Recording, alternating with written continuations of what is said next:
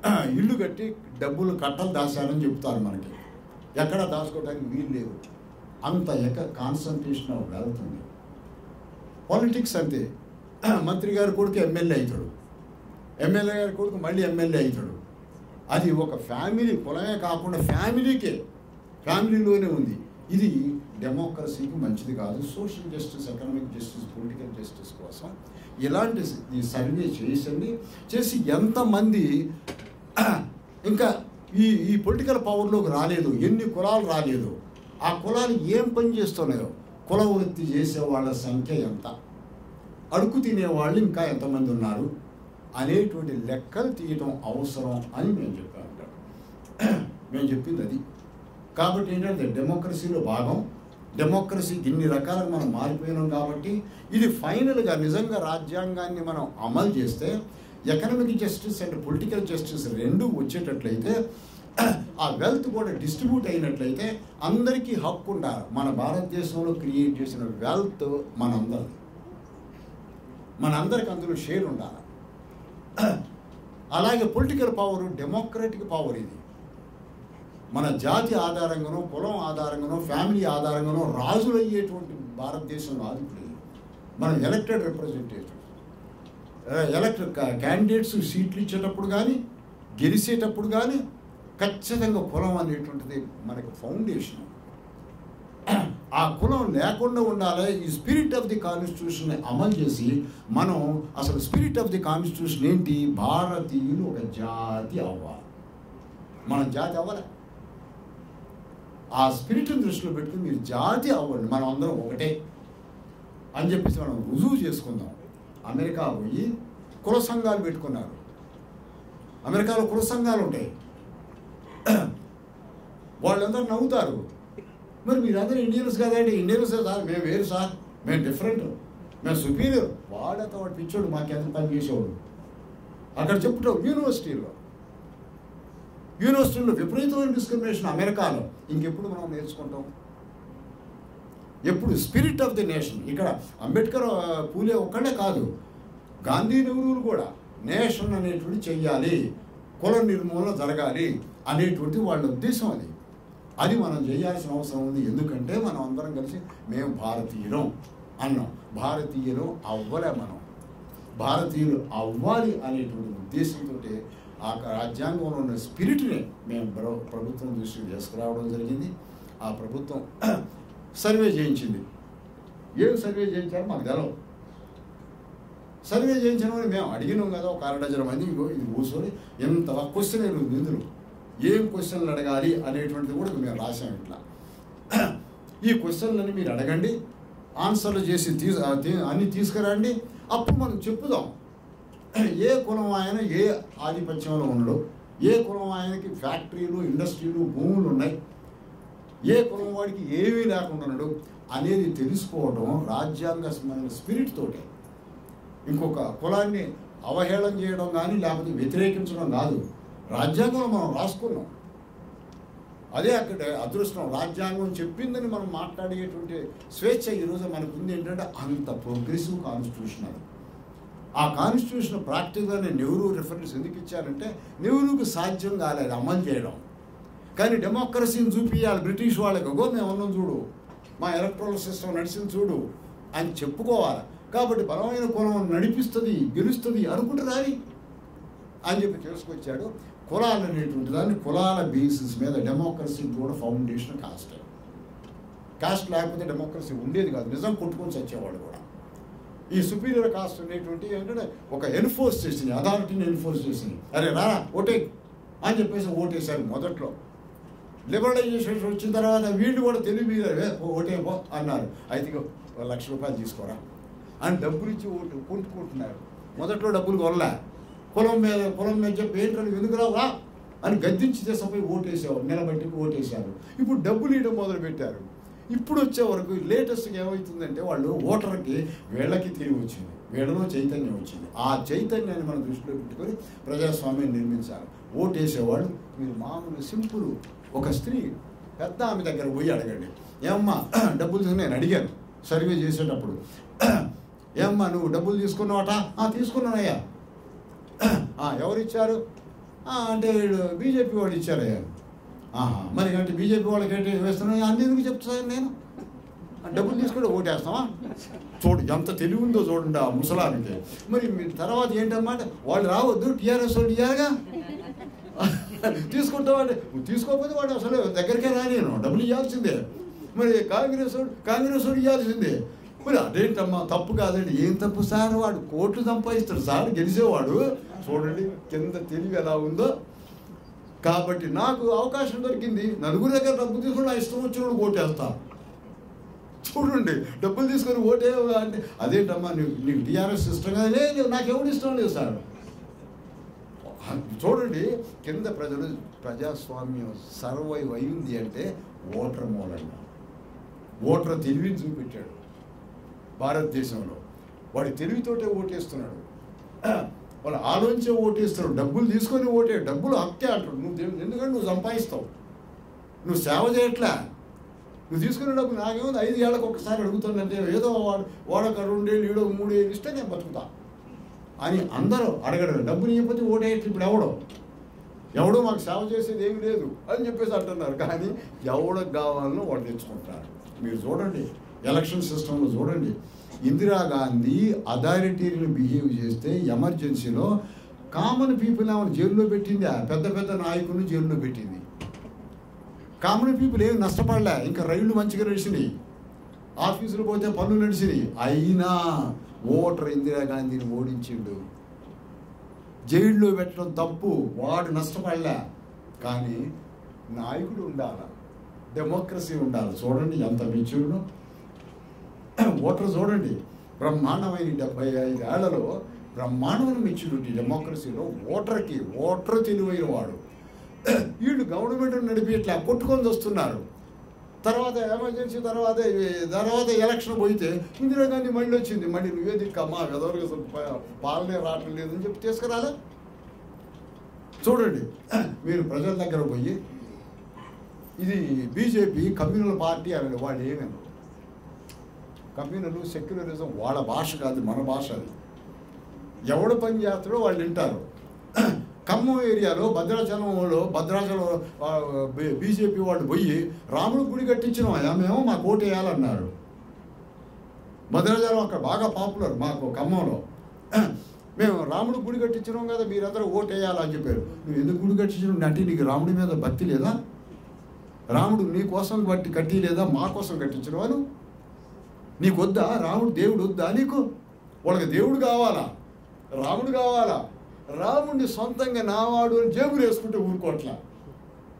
చూడండి ఎంత తెలివి ఉందో చూడండి సామాన్య ప్రజలకే. కాబట్టి అలాంటి ప్రజలకి పలానా వాడి చేతిలో అధికారం ఉంది, పలానా వాడి చేతిలో డబ్బు ఉంది, మిగతా వాడి చేతిలో లేదు అనేటువంటి ప్రజాస్వామికమైనటువంటి ఇష్యూ మనం డైరెక్ట్గా ప్రజల దగ్గర పోయి తెలుసుకొని మనం చెప్పొద్దు. మనం ఇప్పుడు చెప్పొద్దు పలానా వాడు దొంగ, వాడే రాజకీయం చేశాడు, కులాలను తిట్టొద్దు. మనం ఈ నిజాన్ని ప్రజలకు ప్రచారం చేయాల్సిన అవసరం మన మీద ఉంది అనే ఉద్దేశంతో మేము సర్వే కావాలి అని మేము అడిగినాం.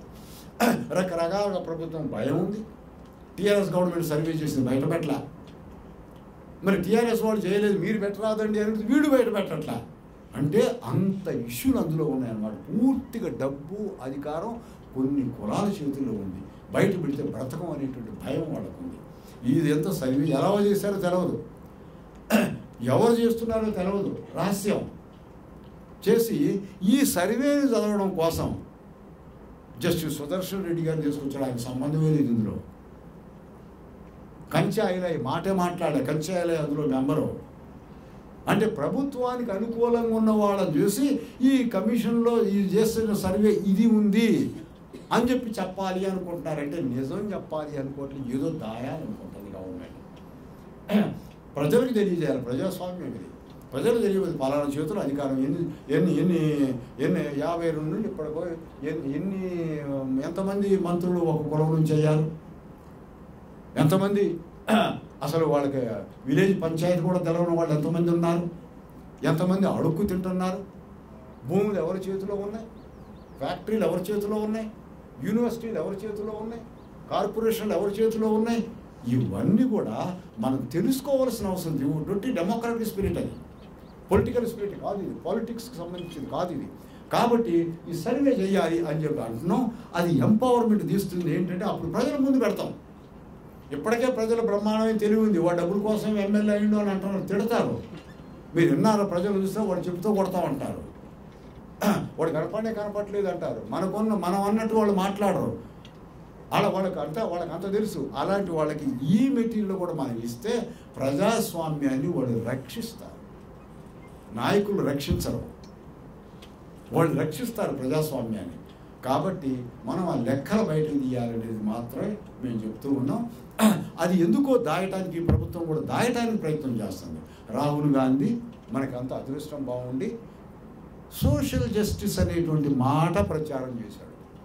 నాకు ఎవరో చెప్పారు, ఎక్కడి నుంచి వచ్చిందా ఈయనకి ఇది అంటే, ఆయన కేంబ్రిడ్జ్ యూనివర్సిటీలో ఎంఫిల్ చేసే గురువు ఉన్నాడు, మధ్యలో వదిలిపెట్టి వచ్చాడు.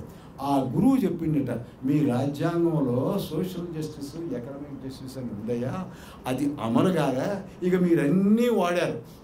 మీరు ఏమన్నా 20 పాయింట్ ప్రోగ్రామ్ వాడారు, లిబరలైజేషన్ వాడారు, సోషలిజం అన్న మాట కూడా మీ తాత వాడింది, మీ అమ్మ వాడింది. ఇక మీ మాటలు ఎవడు వినడు. ఈ జస్టిస్ అనే మాట తీసుకొని నువ్వు దేశంలో తిరిగని చెప్పిండట. అందుకు ఆయన సోషల్ జస్టిస్ అనుకుంటా తిరుగుతున్నాడు. ఎందుకు తిరిగితే మనకెందుకు? సోషల్ జస్టిస్ అనేటువంటి దాన్ని ప్రచారం చేసాడు. సోషల్ జస్టిస్ ద్వారా దేశాన్ని నేషనల్గా చేయాలి మన ఆబ్జెక్టివ్. మనం నేషనల్ కాలే, ఆ నేషనల్గా చేసేటువంటి ఆబ్జెక్టివ్ కోసం సర్వే చేయండి అని చెప్పేసి మేము అన్నాం. ఈ సర్వే బయట పెట్టమని మనం అడుగుదాం. ఎవరెవరినో సంబంధం లేని వాళ్ళని తీసుకొచ్చి వాళ్ళు స్టడీ చేసి వాళ్ళని చెప్తారట. అక్కడే ఏదో భయం, ఏంటో దాస్తున్నారు అనే భయం. ఎందుకు? మేము ఇచ్చినాం కదా, మీరు కూడా కమిటీలో మెంబర్ అవ్వండి అని చెప్పేసి ఆ డేటా అంతా మా ముందు పడేస్తే పోదు కదా. డేటా చదివేటువంటి అలవాటు మాకుంది. డేటాబేస్ మీద మేము పుస్తకాలు రాసినాం. ఆ డేటా ఫైనలైజ్ చేసి ఎందుకు ప్రజల ముందు పెట్టకూడదు? అది మేము ఈ ప్రభుత్వాన్ని మేము అడుగుతూ ఉన్నాం. ఎందుకో రహస్యంగా దాన్ని దాచిపెడుతూ ఉన్నారు. బీసీ కమిషనర్ కూడా మేము చెప్పాం. బీసీ కమిషనర్ కూడా దాని చేతిలో ఏం లేదు, వాళ్ళకు కూడా ఇంకేం తెలవట్లే. సో కాబట్టి ఏంటంటే ఈ రోజున ప్రజాస్వామ్యం చాలా గడ్డు సమస్యలు ఉంది. రాజకీయ పార్టీలని నాయకుల్ని ప్రజలు నమ్మట్లే, కానీ తప్పట్లే. మనం ఓటేయం, కానీ వాళ్ళు తప్పకుండా ఓటేస్తారు. ఎవడో కావాలి కదా, దొంగో ఏదో ఒకడు కూర్చోవాలి కదా సార్ పైన కుర్చీలో అని అంటారు వాళ్ళు. సో వాళ్ళకి నిజం చెప్పేటట్లయితే వాళ్ళు ఖచ్చితమైనటువంటి నిర్ణయం తీసుకొని ప్రజాస్వామ్యం నష్టపడకుండా, చెడిపోకుండా కష్టపడి తీసుకొచ్చిన వాళ్ళు మన జాతీయ నాయకులు జైలుకు పోయారు. అలాంటి వాళ్ళ స్ఫూర్తితోటి ఒక జాతిగా మనం ఎదిగి ప్రజాస్వామ్యాన్ని రక్షించుకోవాలనే ఉద్దేశంతో మాత్రమే ఈ క్యాస్ట్ సర్వే తీసుకొస్తున్నాం. అదే వాళ్ళని ఎంపవర్ చేయాలి. ఎవరైతే ఎంపవర్మెంట్లు లేరో వాళ్ళని ఎంపవర్ చేసి ప్రజాస్వామ్యాన్ని రక్షిస్తాం అనేటువంటి మా ఉద్దేశంతో మేము ఇవన్నీ చేసాం. Thank you very much for చాలా సుదీర్ఘంగా క్యాస్ట్ సెన్సస్ అనేది కేవలం ఒక బ్యూరోక్రటిక్ యాక్టివిటీ కాదు, ఎక్సైజ్ కాదు, ఒక ప్రజాస్వామ్య స్ఫూర్తి, ప్రజల్లో మెజారిటీ ప్రజలకు అందించే ఒక సోషల్ ఎంపవర్మెంట్. అది దాని ద్వారా ఈ సమాజంలో ఉన్న నిచ్చెన మెట్ల వ్యవస్థలో కింది నుంచి పై స్థాయి వరకు సామాజికంగా ఉన్న అసమానతలతో పాటు ఈ గ్లోబలైజేషన్, ప్రైవేటైజేషన్, లిబరలైజేషన్ తర్వాత వచ్చిన ఆర్థిక అసమానతలను కూడా సరియైన క్రమంలో అర్థం చేసుకొని ప్రభుత్వాలు సరైన కార్యక్రమాలను రూపొందించుకొని దాన్ని ఎగ్జిక్యూట్ చేసి ఈ దేశంలో ఉన్న అత్యంత వెనుకబడిన వర్గాలకు ఆర్థికంగా, సామాజికంగా ఒక సరైన న్యాయం అందించడం, సరైన ఉపాధి కల్పన కల్పించడం, అందులో భాగంగానే ఒక రాజకీయ భాగస్వామ్యాన్ని, అధికార వ్యవస్థలో రాజకీయ భాగస్వామ్యాన్ని అందించడం కూడా ఈ క్యాస్ట్ సెన్సస్ ద్వారా మాత్రమే మనం పొందగలమని చెప్పారు. అదేవిధంగా రాజ్యాంగం అందించిన స్ఫూర్తి, ఈ దేశంలో జ్యోతిబాబు పూలే స్ఫూర్తితో మన ప్రజాస్వామ్యం ఏ విధంగా పరిణమిల్తుంది, ఒక సామాన్య ప్రజల వరకు కూడా ప్రజాస్వామ్యం ఎలా చేరుతుంది, ఓటు ద్వారా మనం ఎంత చైతన్యవంతం అవుతున్నాం, ఆ ఓటు ద్వారా తెలుసుకున్న వాళ్ళకు ఈ క్యాస్ట్ సెన్సస్ ద్వారా పొందిన ఫలాలను కూడా, అంటే యాక్చువల్ సిచ్యువేషన్స్ కూడా మనం ట్రాన్స్పరెంట్గా అందించగలిగితే ఒక సరైన అవేర్నెస్ అందించవచ్చని ఒక విశ్లేషణాత్మకంగా మీరు అందించిన ఉపన్యాసం చాలా అర్థవంతంగా మా విద్యార్థులకు మిత్రులకు అందరికీ కూడా చాలా ఉపయోగకరంగా ఉంటుందని భావిస్తున్నాం. ఈ కార్యక్రమానికి చాలామంది పిహెచ్డి స్కాలర్స్ కూడా వచ్చారు సార్. వాళ్ళ కూడా మీద ఒక మంచి ఇన్స్పిరేషన్ వస్తుందని భావిస్తున్నాం.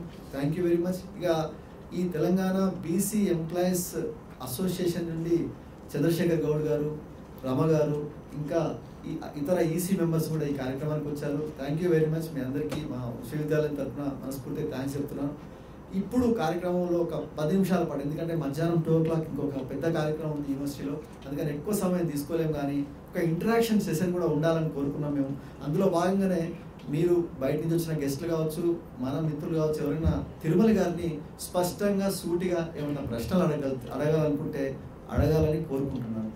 ఎంతవరకు ఓవర్కమ్ చేస్తారు తెలియదు. ఎన్నాళ్ళ బట్టి దేశ పాలన చేసింది మీరే కదా అనేటువంటిది వస్తుంది.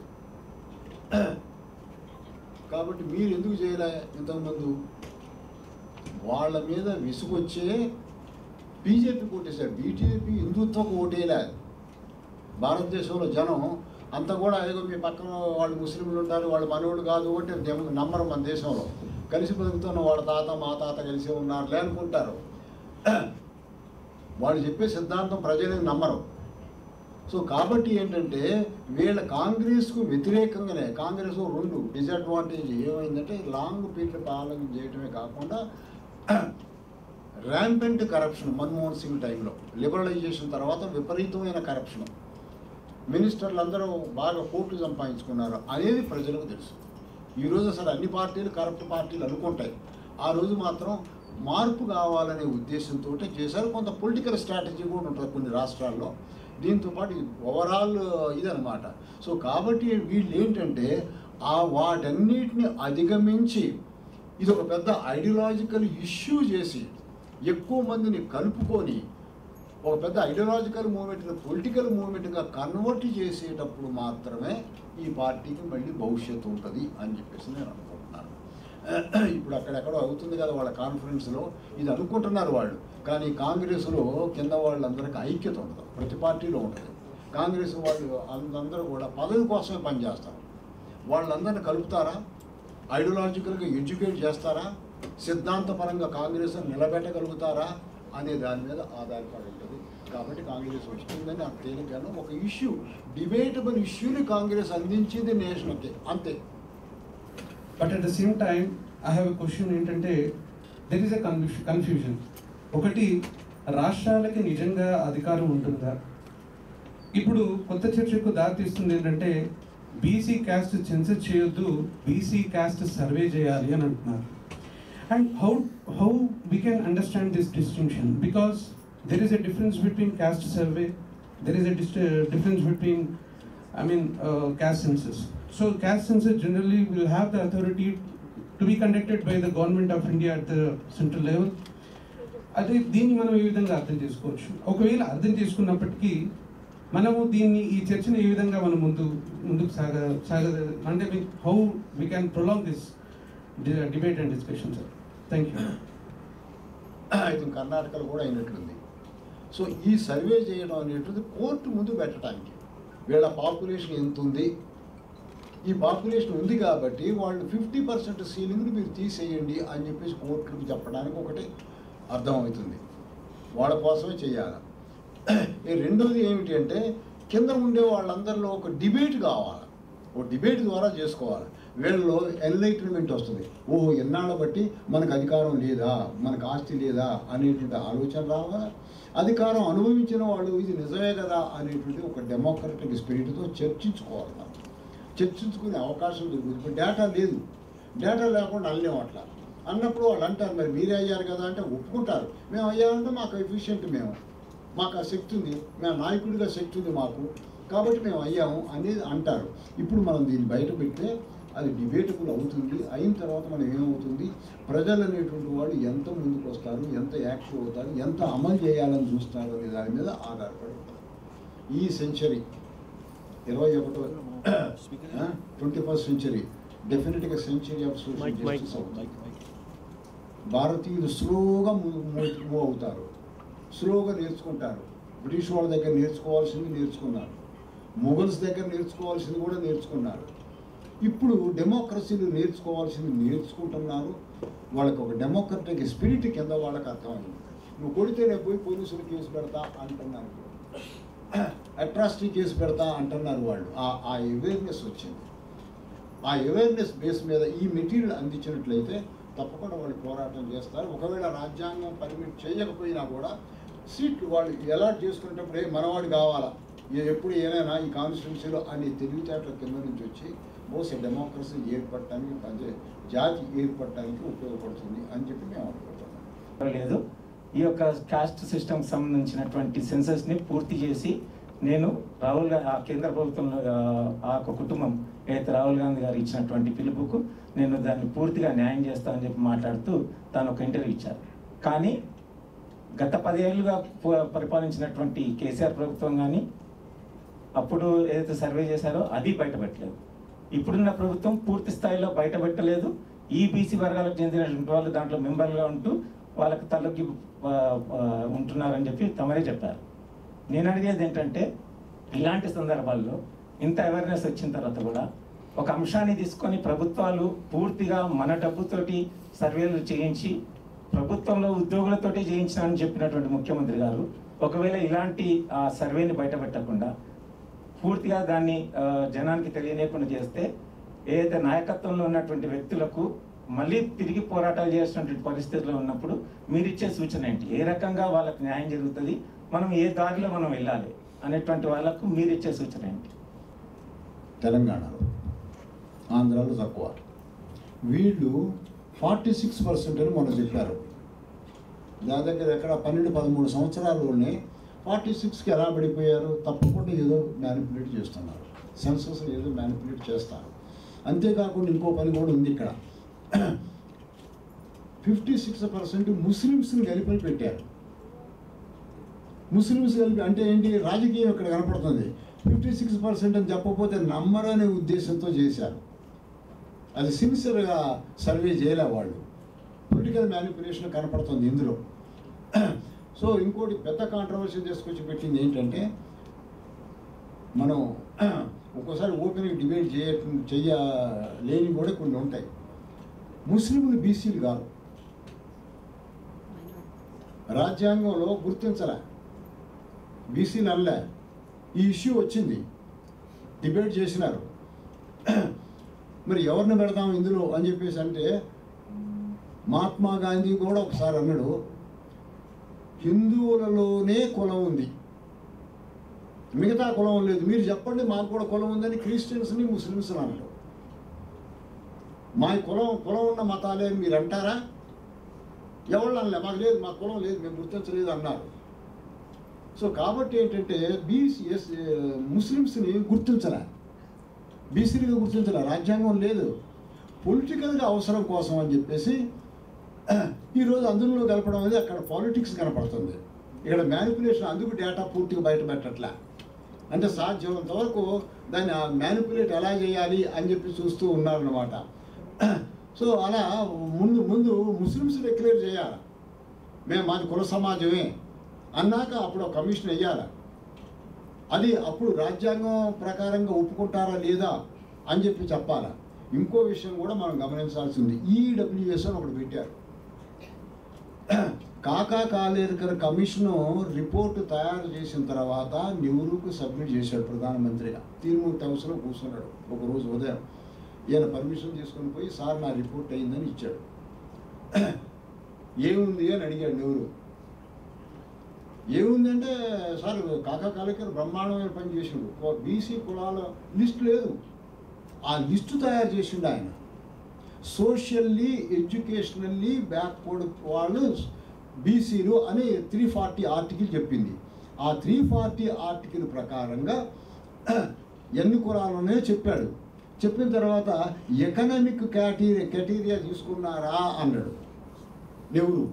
అంటే ఎకనామిక్ క్రైటీరియా తీసుకుంటే మిగతా కులాలు కూడా వస్తాయి కదా, అప్పర్ కాస్ట్ కూడా, పావర్టీ ఉన్నవాళ్ళు కూడా.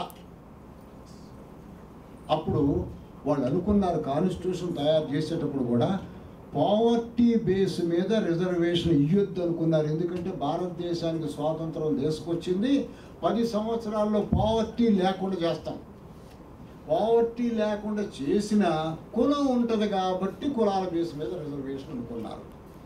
ఇప్పుడు పావర్టీ బేస్ మీద రిజర్వేషన్ తీసుకురావడం అనేటువంటిది అన్కాన్స్టిట్యూషనల్. స్పిరిట్ ఆఫ్ ది కాన్స్టిట్యూషన్కి ఎగెనిస్ట్. మీరు చూడండి ఎలాంటి వైలేషన్ చేస్తున్నారో. జ్యుడిషియరీ కూడా ఒప్పుకుంది దాన్ని. ఇవ్వకూడదు, ఎక్కడ లేదు, ఏ ఆర్టికల్లో లేదు. పూర్ పీపుల్కి రిజర్వేషన్ ఇవ్వని ఎక్కడ లేదు, ఏ ఆర్టికల్ లేదు. అట్లా వైలేషన్ అన్నీ ఆ విధంగా జరుగుతున్నాయి. కాబట్టి ఇవన్నీ కూడా మొత్తం కూడా ఈ సర్వే రావడం మూలంగా ఏదేంటి అనేటువంటి తెలుస్తూ ఉంటుంది. ఇప్పుడు ఈడబ్ల్యూఎస్లో బీసీ వాళ్ళ రిజర్వేషన్ కంటే తక్కువ మార్కులు ఉన్నవాడికి ఒక జాబ్ వస్తుందట. బీసీ వాడికి ఎక్కువ వచ్చిన వీడికి 80 వచ్చినా కూడా ఈడబ్ల్యూఎస్ వాడికి 70 వచ్చినా కూడా జాబ్ వస్తుందట. మరి ఇంజస్టిస్ కాదని, కావాలని చేస్తుంది కాదు. అంత మీరు వైలేట్ చేస్తారా? సో ఇవన్నీ కూడా బయటకు రావాలి. ఇవి మనం అంటే ఏంటంటే పొలిటికల్ కనపడుతూ ఉంటాయి. పొలిటికల్ కాదు, ఇది కాన్స్టిట్యూషనల్, సోషల్, కల్చరల్ ఇష్యూస్. ఈ పాలిటిక్స్ సంబంధించింది కాదు. ఈ దేశాన్ని నిర్మించుకోవాలనుకుంటే, అనైక్యత లేకుండా ఉండాలనుకుంటే, ప్రజాస్వామ్యం 4 కాళ్ళ మీద నడవాలి అనుకుంటే ఇవన్నీ చర్చించుకొని ఏది నిజమో, ఏది మన్ని ఒకటి చేస్తుందో, జాతిని చేస్తుందో దాన్ని ఫాలో అవ్వాలి. ఇలా వైలేట్ చేసుకుంటూ పోవడం అనే దాన్ని బయట పెట్టడం కూడా అవసరం. బీసీఎల్దే కాదు, ఇవి అన్ని కాస్టులు. చాలామంది వ్యతిరేకించినారు. చాలామంది అన్నారు మా పొలం ఎందుకు చెప్తామండి, మేము చెప్పాం. మా ఆస్తి మీకు ఎందుకు చెప్తాం, మేము చెప్పాం అన్నారు. వాస్తవంగా సెన్సస్ అయితే ఖచ్చితంగా చెప్పాలి. సర్వేకి చెప్పక్కర్లేదు, నిజంగా చెప్పామంటే చెప్పరు. అలాగే ఎవరెవరినో తీసుకొచ్చి సర్వే చేయించినారు, వాళ్ళకి అసలు ఏమీ తెలియదు. ప్రతి చోట శాబిటేజ్ చేసే ప్రయత్నం చేశారు. ఇది అన్ని చోట్ల చేయలే, టోటల్ పాపులేషన్ రాలే. కాబట్టి డౌట్ ప్రభుత్వం మీద. సో కాబట్టి మనం అది పూర్తిగా తెలుసుకోవాల్సిన అవసరం ఉంటుంది. కాబట్టి ఈ డేటా బయట పెట్టాలనుకుంటే బయట పెట్టట్లే వాళ్ళు.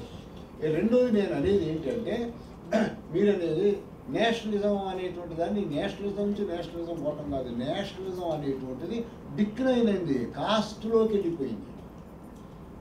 మనం రాజ్యాంగం రాసుకుంది ఒక జాతీయులు, ఒక జాతి వాళ్ళం అవ్వాలని రాసుకున్నాం. సో కొన్ని సర్కమ్స్టెన్స్లో ఈయన నెహ్రూ లాంటి వాడే దాన్ని అమలు చేయలేకపోయాడు. సో కుల పార్టీ రాజకీయ పార్టీ ఈరోజు ఏ పార్టీ అని చూడండి, కాస్ట్ బేస్ లేకుండా రాజకీయ పార్టీ ఉండదు. ఒక ప్రధానమైన కులం ఏదో ఉంటుంది ఆ పార్టీ వెనక, ఉండదు. సో కాబట్టి ఏంటంటే రాజకీయం ప్రధానంగా కులాన్ని నిర్మిస్తుంది, కులాన్ని పోషిస్తుంది. కాబట్టి ఇవన్నీ బయటికి రావాలా. సో జాతీయవాదంలో అనుకున్న జాతిని, భారత జాతిని నిర్మించాలి అనేది నా ఉద్దేశం. ఇంతకుముందు అయిందని కదా, అవ్వాలనే ఆలోచన, ఐడియా ఆఫ్ నేషన్ ప్రాక్టికల్గా నేషన్ అయ్యేటట్టు ముందుకు తీసుకోవాలి అని చెప్పేసి మాత్రం నేను అనుకుంటున్నాను. ఇంకొక మాట మీరు అన్నారు, సో ఈ పొలం బేస్ మీద స్కూల్స్ అవన్నీ పెట్టడం అది తప్పు. Social welfare and tribal welfare అంటే కాన్స్టిట్యూషన్లో ఉన్న వాటికి వెనుక సోషల్ వెల్ఫేర్ డిపార్ట్మెంట్ అది ఉంటుంది. కానీ ఇప్పుడు ఎస్సీల్లో మళ్ళీ కులాలకి, బీసీల కులాలకి అలా పెట్టడం అనేటువంటిది మాత్రం వాళ్ళు కులాలు భావన ఆ విద్యార్థుల్లో చొప్పించటమే. ఇది ఓట్ల కోసం చేస్తున్నారు. అది ఉండకూడదు. బీసీలంతా ఒకటి, ఎస్సీలంతా ఒకటి అని చెప్పొచ్చు, ఎందుకంటే రాజ్యాంగబద్ధం కాబట్టి. మైనారిటీ ఇన్స్టిట్యూషన్స్ అని రాజ్యాంగబద్ధం కాదు, మైనారిటీని గుర్తించలే. అది రాజ్యాంగం ఎక్కడా లేదు. ఏ ఆర్టికల్ కింద చెప్పండి. ఇది పాలిటిక్స్ అన్నమాట. సో ఆ పాలిటిక్స్ నుంచి సపరేట్ చేసి జాతి నిర్మాణం చేయాల్సిన అవసరం ఉంది అనేది మాత్రం నేను చెప్తాను. Thank you sir, thank you very much. 100 పూలు వికసించని 1000 ఆలోచనలు సంఘర్షించని అని ఒక కవి రాశాడు. ఇట్లనే చెప్పిన భావాలన్నీ కూడా, దానికి భిన్నమైన ఆలోచనలు కూడా వచ్చినప్పుడే ప్రజాస్వామ్యం పరిణమిస్తుంది. ప్రజాస్వామ్యంలో భావ ప్రకటన స్వేచ్ఛ అని మన రాజ్యాంగంలో 19.1 రాసుకున్నాం. దాంట్లో భాగంగానే మనం సాంఘిక ఆర్థిక న్యాయం, భారత ప్రజలమైన మనం అని మనం అంతా రాసుకున్నాం. ఈ సార్ చెప్పిన అంశాలన్నీ కూడా తర్వాత ఈ కార్యక్రమం తర్వాత కూడా మనం చర్చించుకోవచ్చు బయట కూడా. అందుకనే సమయం లేదు, మధ్యాహ్నం మళ్ళీ ఒక పెద్ద ప్రోగ్రామ్ ఉంది. అందుకోసం కార్యక్రమాన్ని ముగించడానికి ముందు యూనివర్సిటీ సాంప్రదాయం ప్రకారం మన గెస్ట్ని సత్కరించుకోవడం మన సాంప్రదాయం. దయచేసి మన director academic professor Pushpa Chakrapani గారిని యూనివర్సిటీ సన్మానం చేస్తాను కోరుతున్నాం. అట్లనే డైరెక్టర్ బీసీసీఎల్ రామాదేవి గారిని కూడా.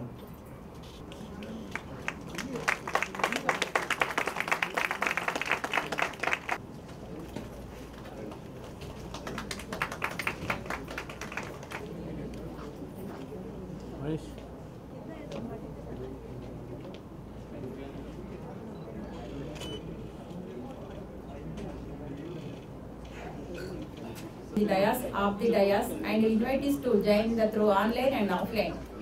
It is my proud privilege to propose to formal vote of thanks for today's lecture, BC Caste Census and Empowerment by Professor Tirumali, retired Professor of History, University of Delhi, organized by the Dr. B.R. Ambedkar University, BCCL. At the outset, my personal behalf of and behalf of Dr. B.R. Ambedkar University, I express our sincere thanks to this guest speaker, Professor Tirumali, retired Professor of History, University of Delhi. I extend my sincere thanks to our Vice Chancellor, Professor Ganta Chakrapani Garu and Professor Pushpa Chakrapani Garu, Director Academic, and Dr. L.V. Vijay Krishna Reddy, Registrar of this University, for our participation and cooperation and conduct the program. I also thanks of Professor Vaddanam Srinivasu, Director EMRC.